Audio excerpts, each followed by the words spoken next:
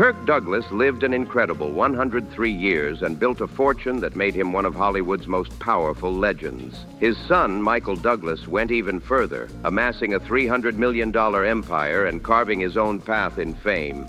But when Kirk's will was finally opened, Michael's name was nowhere to be found. Instead, $50 million went to outsiders, not family. The entire entertainment world froze in shock. Whispers filled Beverly Hills, rumors of family drama, betrayal, and years of tension. But the truth behind Kirk's final decision wasn't driven by anger at all. What Michael uncovered in his father's last letter flipped everything upside down. The revelation behind that inheritance will make your jaw drop. Kirk Douglas, born Isser Danielovich on December 9th, 1916, came from nothing, literally. He entered the world in a worn wooden house at 46 Eagle Street in Amsterdam, New York. His parents had fled Chavasy, Belarus, escaping persecution and terror, clutching only hope and fear in equal measure. But America wasn't the dream they imagined. The Douglas family lived in crushing poverty. No running water, no bathroom, just survival. His father, Harry, scavenged scraps of metal and rags to earn pennies, while his mother, Brina, cooked for 7 hungry children on one tiny stove. Milk was rare, and bread was divided crumb by crumb. Clothes were passed down, beds were shared, and hunger was a constant shadow. Isher grew up speaking Yiddish, listening to his parents argue about money, and watching his father drown his worries in drink. By age 5, he was already hustling, selling snacks and newspapers to factory workers for nickels. Before he even became a man, he had worked over 40-odd jobs and still went to sleep hungry most nights. The house was bursting at the seams. 6 sisters packed around him and a father whose drunken outbursts could shake the walls. Sometimes Harry would disappear for weeks, leaving Brina alone to feed 7 kids with scraps. Isher felt trapped, like the walls were closing in on him. Later, he admitted that the tension, the shame, and the chaos lit a fire inside that never went out. He couldn't stand bringing friends home. He knew they'd see the truth. Poverty hung in the air like a heavy cloud. That desperate need to escape turned into a dream way bigger than that small New York town. His first moment on stage came in kindergarten when he recited The Red Robin of Spring, and the applause hit him like lightning. From that moment, he was hooked. Through high school, Isher kept chasing that feeling, acting in school plays while classmates mocked his thick accent and foreign name. Teachers told him he'd never make it, that he didn't fit the part. But he refused to back down. Every insult just made him hungrier for success. By the time he graduated in 1934, he was dead set on studying drama. But his family didn't even have a single dollar to their name. So he stuck out his thumb and hitchhiked more than 160 miles to St. Lawrence University with just $163 in his pocket and a dream too stubborn to die. He somehow talked his way into a scholarship he didn't even have yet. Working as a janitor for $1 a night, scrubbing floors, begging for meals, and living off 20 cents a day, he still crushed it in school and never lost a single wrestling match. By 1938, Isher had done the unthinkable. He became student body president, a huge deal for a Jewish immigrant kid in that small-town college. When he graduated in 1939 with a degree in English, he made himself a lifelong promise to help broke students chase their dreams just like he once had. After college, he set his sights even higher, joining the American Academy of Dramatic Arts from 1939 to 1941, and that's when Isser Dembski disappeared and Kirk Douglas was born. He plucked the name straight from a random relative's name in a phone book, short, sharp, unforgettable. He grinded through tiny theater gigs and radio shows, sharpening his craft every night, but Hollywood didn't welcome him with open arms. Doors slammed hard. Fraternities rejected him because he was Jewish, and casting directors laughed in his face. One Broadway show dropped him without even giving a reason. Later, he found out it was pure discrimination. That kind of rejection cut deep, but instead of quitting, it hardened him. He swore no one would ever define his worth again. In those hungry years, Kirk even fought in traveling carnivals under the name Izzy the Strong, taking punches for $50 a night. Broken nose, bruised ribs, black eyes, he took it all and used that blood money to pay for acting classes. That's how far he'd go for his dream. His first real job in the theater world wasn't glamorous at all. He worked as a soda jerk at the St. James Theater, making just $30 a week and sneaking glances at actors rehearsing on stage, imagining himself up there someday. But his first big Broadway audition? Total disaster. He froze, forgot every line, got booed off the stage, and left humiliated. But deep down, he knew failure was just another test he had to pass. He almost gave up, crushed by failure and humiliation, but deep down, he refused to let shame win. Kirk wasn't built to quit. He kept grinding, chasing any spark of hope he could find. Around this time, he started dating Betty Persky, better known later as Lauren Bacall's sister, and her wealthy family made him feel smaller than ever. Even a $2 diner meal felt out of his league. Feeling that sting of imbalance, he ended things and made a fierce promise to himself. Never again would he depend on anyone to survive. In 1941, he took control of his own destiny and enlisted in the U.S. Navy as a sub-lieutenant. He served aboard the USS PC-1139, a submarine chaser that fought through brutal Pacific battles. Then came June 1944, a nightmare at sea. A Japanese torpedo bomber attacked, killing 16 of his shipmates in one violent blast. Kirk was thrown by a depth charge explosion, left with shrapnel wounds in his abdomen and trauma that haunted him forever. Weeks later, malaria nearly finished him off. He was medically discharged in 1945, scarred inside and out, with memories of lifeless bodies drifting in the water. That pain stayed with him for life, and he turned it into raw power on screen, fueling every intense performance he ever gave. Back in New York, 1945 was brutal. He tried to rebuild his acting dream, scraping by on $7 a week from his Broadway debut while living in a rundown room for $5 a month. He waited tables at Schrafft's and even taught drama to kids just to afford rent. Every step was a struggle. But fate wasn't done with him yet. Lauren Bacall, the same friend from before, stepped back into his life and dropped his name for a role that would change everything, The Strange Love of Martha Ivers. In 1946, legendary director Hal B. Wallace caught a glimpse of Kirk Douglas on stage and instantly knew he was looking at something special. He hired Kirk for The Strange Love of Martha Ivers, and when the film premiered in London that June, then in New York a month later, critics couldn't stop talking about him.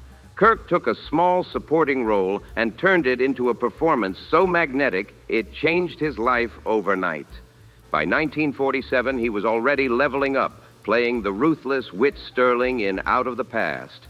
That cold, cunning performance shocked Hollywood and forced studios to see him as a real powerhouse. On set, Kirk clashed with producers who tried to control him, flat out refusing to be anyone's puppet. That fiery independence became his signature move. That same year, he co-starred in I Walk Alone with Burt Lancaster, and that's where the sparks really started flying. Douglas demanded equal billing on the poster, and when the studio didn't agree, their feud exploded. That tension, real and raw, made its way straight into their scenes, giving the movie an energy fans couldn't get enough of. Then came 1949, and his game changer, Champion. Kirk trained with real fighters, took real punches, and even broke 3 ribs during filming. Production stopped, but he came right back swinging, refusing to let pain slow him down. The movie hit theaters on April 9th, 1949, and boom, he scored his first Academy Award nomination. Before filming, he even had plastic surgery on his nose and personally helped choreograph every punch to protect it. Champion didn't just make him a star, it turned him into Hollywood's unstoppable fighter, both on screen and off. Arthur Kennedy, his co-star, once claimed Kirk was stealing every scene. Their arguments got so heated they nearly came to blows on set. People whispered that Douglas's ambition was unstoppable, infectious, but also exhausting. That raw drive made him impossible to ignore in Hollywood. In 1950, he took on Young Man with a Horn and went all in, training with real trumpet players until his lips bled. His obsession pushed him to clash constantly with director Michael Curtiz. Kirk kept improvising trumpet solos, ignoring directions, stretching shooting schedules, and even got fired for a day. But that same intensity gave the movie its emotional punch the very soul critics couldn't deny. That year, he also starred in The Glass Menagerie on Broadway, playing a broken poet who reminded him of the hungry kid he used to be. Critics loved his performance, but when Hollywood came calling, Kirk didn't hesitate. He turned down a Tony nomination and walked straight into the film world for good. Theater insiders were furious, but Kirk didn't care. He knew where his destiny was. Then came Ace in the Hole in 1951, a film that shocked everyone. Kirk played a ruthless reporter who twisted a tragedy into a media circus for his own gain. The story was so dark, so real, that Paramount panicked and pulled it from wide release. Critics called it too cruel and too disturbing. Audiences didn't get it back then, but decades later it was hailed as a masterpiece. Kirk Douglas had just delivered one of the boldest, most daring performances in early American cinema, and the controversy only made his legend burn hotter when he next took on Jonathan Shields in The Bad and the Beautiful. By 1952, Kirk Douglas had Hollywood trembling. On the set of The Bad and the Beautiful, he studied the real-life moguls who ruled the industry with iron fists and fake smiles, men who could make or break careers with a single phone call. He sank so deep into the role of Jonathan Shields that it became hard to tell where the character ended, and Kirk began. On set, he pulled psychological tricks, holding back cues, keeping co-stars waiting, pushing them to the edge just to capture raw emotion on camera. Director Vincente Minnelli later admitted that the tension Kirk created made the film explode with energy. Some actors hated him for it, but Kirk didn't care. He had grown up surrounded by powerful men who bent others to their will, and he poured every memory of that control into Shields' character. The film won 5 Oscars and became one of the most brutally honest looks at how Hollywood devours people while pretending to celebrate them.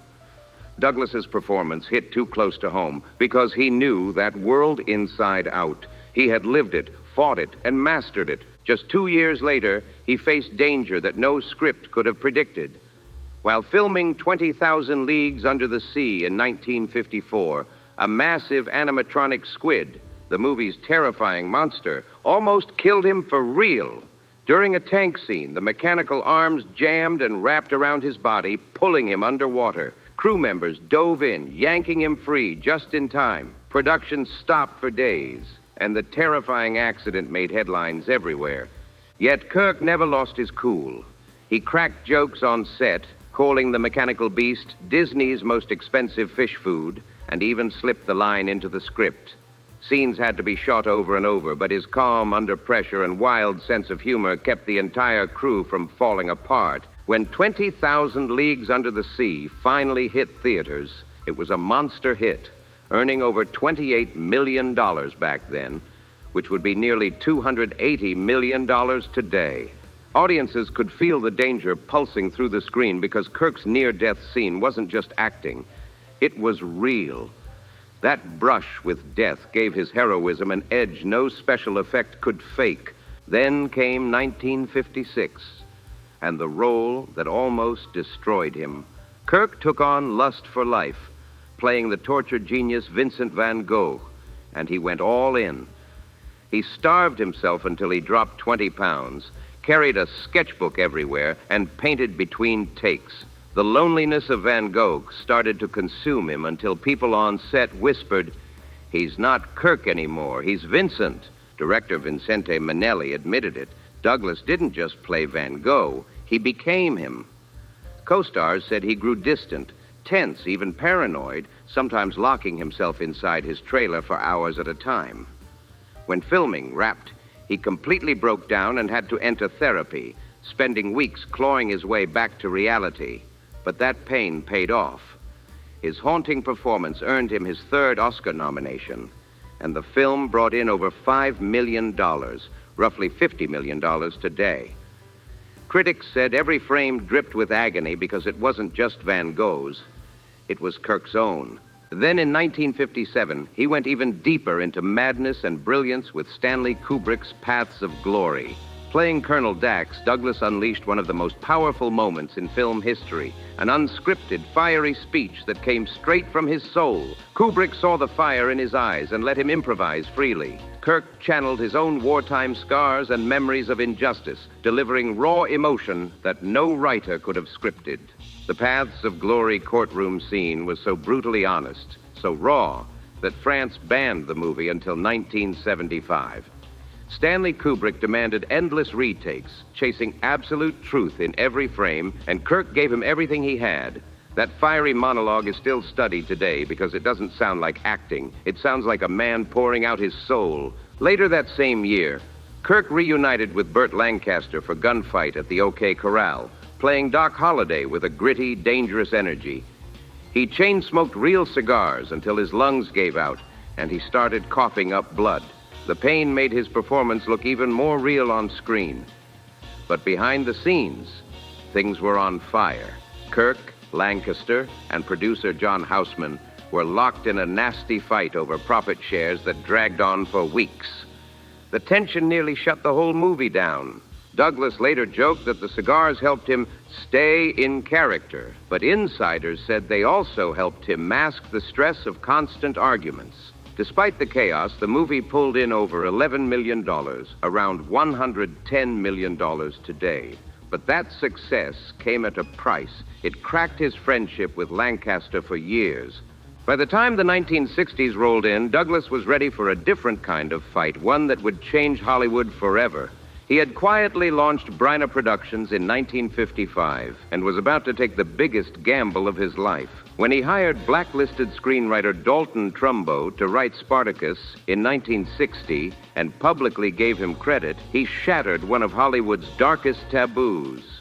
Trumbo had been jailed and forced to write under fake names during the Red Scare, and everyone warned Douglas not to touch him. They said his career would be over if he stood beside a man branded as a traitor. But Kirk didn't care. He was done with fear and hypocrisy. That one bold move didn't just make Spartacus a masterpiece. It made Kirk Douglas a legend who dared to defy the system. Kirk Douglas didn't back down, no matter how many people told him not to. He demanded that Dalton Trumbo's real name appear in the credits of Spartacus, refusing to hide behind Hollywood's fear.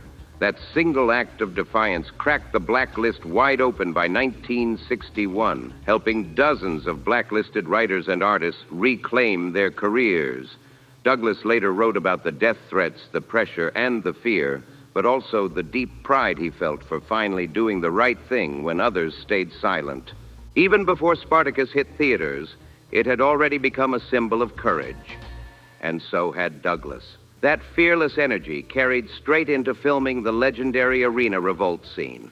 The production hired over 8,000 extras dressed in full Roman armor, turning the set into controlled chaos. During one violent chariot stunt, everything went wrong. Kirk was thrown hard, his jaw snapped, and pain shot through his body. But he refused painkillers, afraid they'd cloud his mind. He just iced his face, gritted his teeth, and finished the entire scene before going to the hospital. When Spartacus premiered, it exploded, winning 4 Oscars and cementing Kirk's reputation as both a warrior and a visionary. His brutal injury became part of the movie's legend, a symbol of his unstoppable grit. But behind the glory, there was chaos, too. Douglas and Stanley Kubrick clashed nonstop on set, both too strong-willed to back down.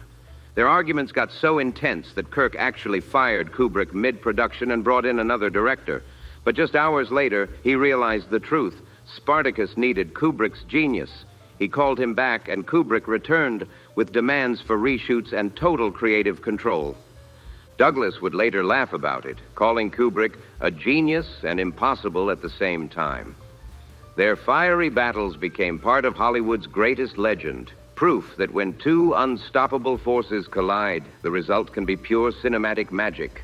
Right before Spartacus, Kirk Douglas had already been testing his limits, both as an actor and as a man.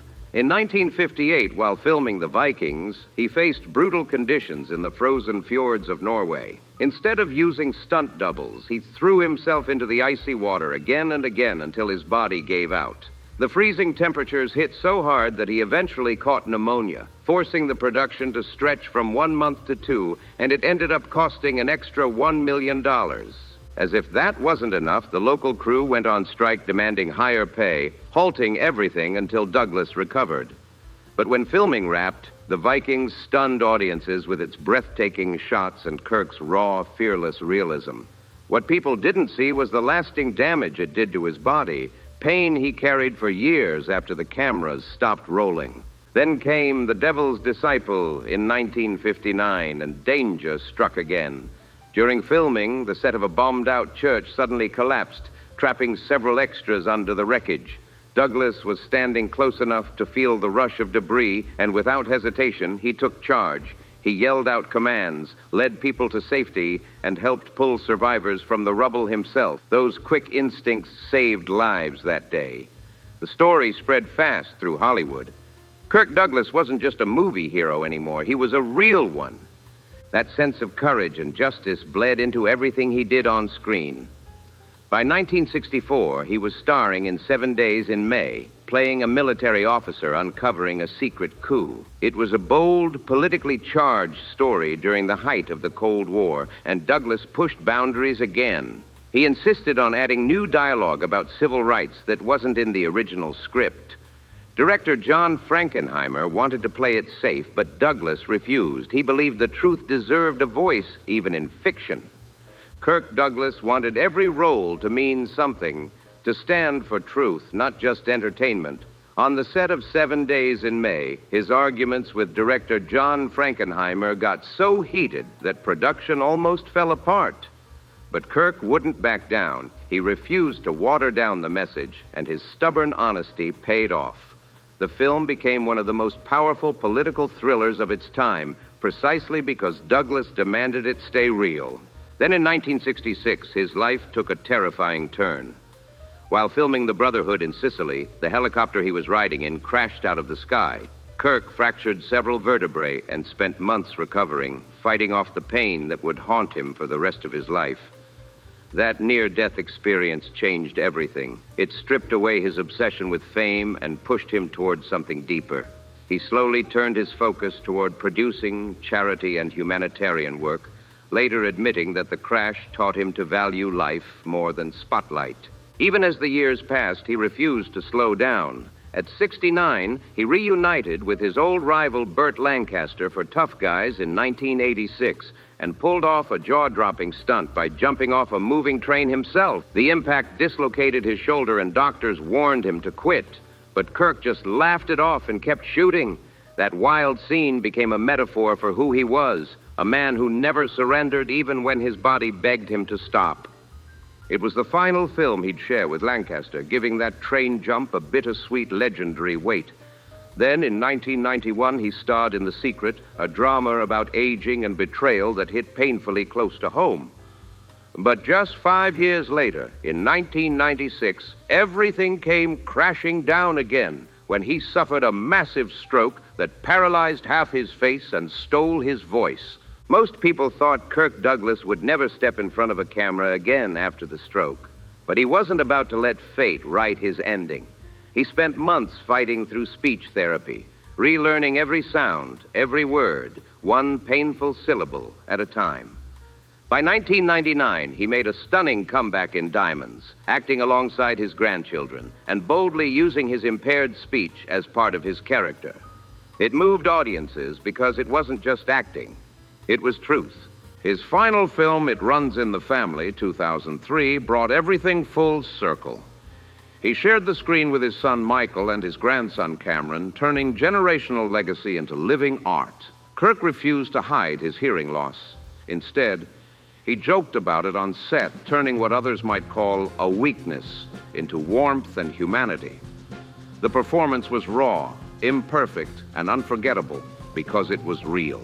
Every scar, every line on his face carried a story, and critics felt that authenticity in every frame. But behind that incredible resilience was a man who had lived a life of chaos, passion, and contradictions. Kirk had stepped into marriage young and full of energy, but peace never lasted long. In 1943, he married actress Diana Dill, and for a brief time, it seemed like he had finally found stability. They had two sons, Michael in 1944 and Joel in 1947, forming what looked like the perfect Hollywood family. But behind the closed doors, things were far from perfect. Kirk was already chasing fame and temptation with equal hunger. In his 1988 memoir, he admitted he had affairs almost every night. Diana knew early on, but tried to keep the marriage from falling apart. The pressure, the betrayal, the loneliness, it all kept growing until the love cracked beyond repair.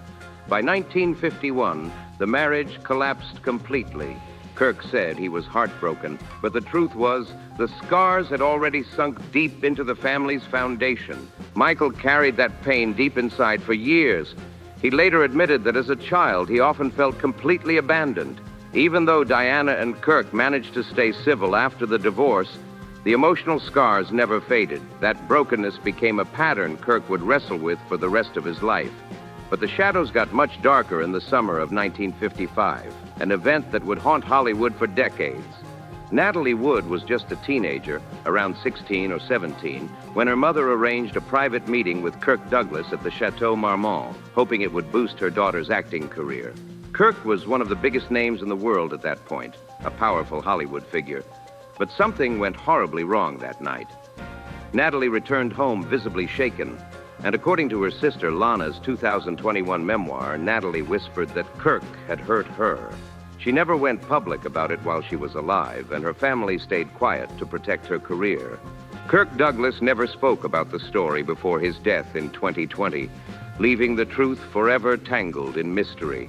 Whether fact or rumor, it remains one of the most disturbing whispers in Hollywood's dark history, one that never truly disappeared. After that chapter, Kirk's life took another turn. In 1954, he married Anne Bidens, a sharp and elegant Belgian publicist who understood Hollywood like few others. They had two sons together, Peter in 1955 and Eric in 1958. Anne was fully aware of Kirk's flaws and his wandering heart. She once said she accepted that side of him because expecting perfect fidelity in Hollywood was unrealistic. Still, she stood by him, loyal through every scandal and storm. Their marriage lasted an astonishing 63 years, until his death in 2020. Their life together was full of contradictions, love, chaos, forgiveness, and secrets. But it was real, and it endured when nearly everything else around him had fallen apart. There were moments when Anne's instincts literally saved Kirk's life, like the time she convinced him not to board a private plane that later crashed, killing everyone on board. She was more than a partner. She was his anchor. When his career hit rough patches, Anne stepped in to handle his finances, turning chaos into order and rebuilding everything he had built from the ground up. Their marriage became a rare mix of honesty, endurance, and sheer survival, proof that even in Hollywood, loyalty could outlast fame. Kirk's relationship with his son Michael was far more complicated. He helped Michael launch his acting career with the 1969 film Hail Hero, but emotional distance lingered for years. Michael often felt overshadowed by his father's larger-than-life presence, always chasing approval he rarely got. But time has a way of humbling even the strongest men. When Michael battled cancer in 1992, fear brought them back together. For the first time in decades, they truly reconnected.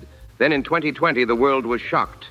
When Kirk passed away at 103, nearly his entire $61 million fortune went to charity, not his children. The Douglas Foundation received the majority of it, funding schools, hospitals, and causes close to his heart.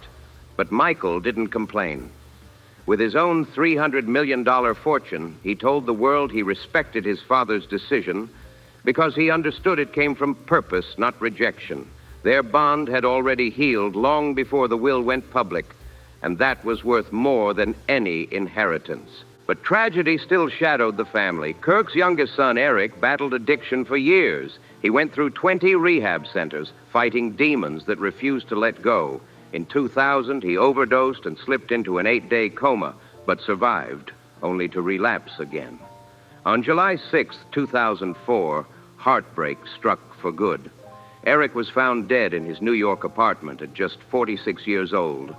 The autopsy revealed alcohol, painkillers, and tranquilizers in his system, a devastating ending to a life his parents had tried desperately to save. Kirk later confessed that he carried heavy guilt over not being there enough for Eric when he was young.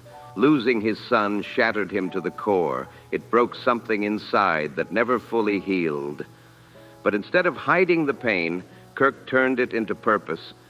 He began speaking publicly about addiction, hoping Eric's story could save someone else from the same fate. It was one of the most vulnerable things he ever did, and it showed the world that even a Hollywood legend could hurt just like anyone else. But through all the heartbreak and chaos, Kirk never stopped giving back. In 1964, he and Ann founded the Douglas Foundation. Their mission was simple: to help kids who grew up with the same kind of poverty he once knew too well. By 2020, the foundation had funded more than 400 full-ride scholarships at St. Lawrence University, his alma mater. Each scholarship could cover up to $200,000 for 4 years, an absolute life changer for students with big dreams and empty pockets. In 2010, they poured another $8 million into expanding the program, opening even more doors for young people who showed leadership, drive, and promise. Many recipients said those scholarships completely changed their lives. Kirk often repeated one truth: education is what lifted me out of poverty. And he wanted thousands of others to feel that same freedom. His courage reached far beyond Hollywood fame. Starting in 1963, he served as a U.S. Goodwill ambassador, traveling the world to promote peace and understanding. But in the 1980s, he went even further, secretly helping smuggle banned manuscripts out of the Soviet Union. Those pages carried the words of brave dissidents like Alexander Solzhenitsyn, writers who risked everything to tell the truth their government tried to bury. Kirk's compassion didn't end on the screen. It became his greatest real-life role. Kirk took risks most actors wouldn't even dream of. He smuggled banned Soviet manuscripts inside film reels and luggage, knowing that if he were caught, he could be arrested or worse. But he didn't stop. He kept sneaking those pages out of the USSR, determined to help silenced writers have their voices heard. Those books were later published in the West, exposing the world to the brutal truth of Soviet censorship. Few people ever knew that side of him, but it proved that behind the Hollywood spotlight lived a man of real, fearless conviction. Then came his stroke in 1996. A devastating blow that left him partially paralyzed and struggling to speak. Most would have disappeared quietly, but not Kirk Douglas. He fought back harder than ever. By the year 2000, he was standing before the United States Congress advocating for stem cell research he believed could revolutionize medicine for people suffering like him. His words came slowly. His speech was slurred, but the power behind them was undeniable. Lawmakers were visibly moved. Through the Douglas Foundation, he and Ann raised over $100 million for medical research and humanitarian causes. That money funded studies on Parkinson's disease, spinal injuries, and neurological conditions, fighting the same kinds of battles he was living through himself. Kirk believed deeply in science, progress, and the power of compassion, and he never stopped pushing for change. The world noticed. In 1981, he received the Presidential Medal of Freedom, and in 1985, he was named a Chevalier of the French Legion of Honor. But it was his 2001 AFI Lifetime Achievement speech that truly shook Hollywood. Standing before his peers, his voice trembling but steady, he told the entire industry to stop chasing greed and start giving back. Stars in the audience later said that moment changed how they saw fame and generosity forever. Awards kept stacking up, but Kirk never bragged about them. He always said the only honor that mattered was knowing he'd made someone's life just a little easier. Kirk Douglas's impact stretched far beyond the silver screen. It was written into the very streets of Los Angeles. In 2004, he and Ann donated $2.5 million to revive the old Culver Theater, transforming it into the Kirk Douglas Theater. It became a creative hub for new playwrights, daring stories, and groundbreaking performances that would later make their way to Broadway. Their foundation didn't just stop there. They pledged to match every fundraising effort, pulling in nearly $4 million more to bring fresh art to life. By 2013, The Douglas family poured another $8 million into rebuilding the Douglas Family Early Childhood Center at Sinai Temple, offering low-income families access to care, education, and safety for their kids. These spaces still stand today, shaping young lives every single day. When Kirk passed away on February 5th, 2020, at the age of 103, the world waited to see how his massive fortune would be split among his sons. But in true Kirk Douglas fashion, he did the unexpected. Nearly every dollar, $50 million out of his $61 million estate, went straight to the Douglas Foundation. Children's Hospital Los Angeles received $2.3 million for a surgical robot that's already saving young lives. St. Lawrence University gained more scholarship funding. Parks, playgrounds, and art centers all grew stronger because of his generosity. He wanted his fortune to serve those who never got a fair chance, the underdogs, the dreamers, the ones struggling like he once did. His sons, Michael, Joel, and Peter, received nothing, and that stunned Hollywood. But when Michael spoke, his words silenced every rumor. He called his father a legend who lived with purpose and said he was proud to be his son. Michael's final tribute said it all. Kirk's greatest legacy wasn't fame, money, or movies. It was the millions of lives he touched, lifted, and inspired through courage, compassion, and conviction. Kirk Douglas proved that true greatness isn't about what you keep, it's about what you give. If you felt inspired by his story, don't forget to like, share, comment, and subscribe for more powerful stories of icons who changed the world.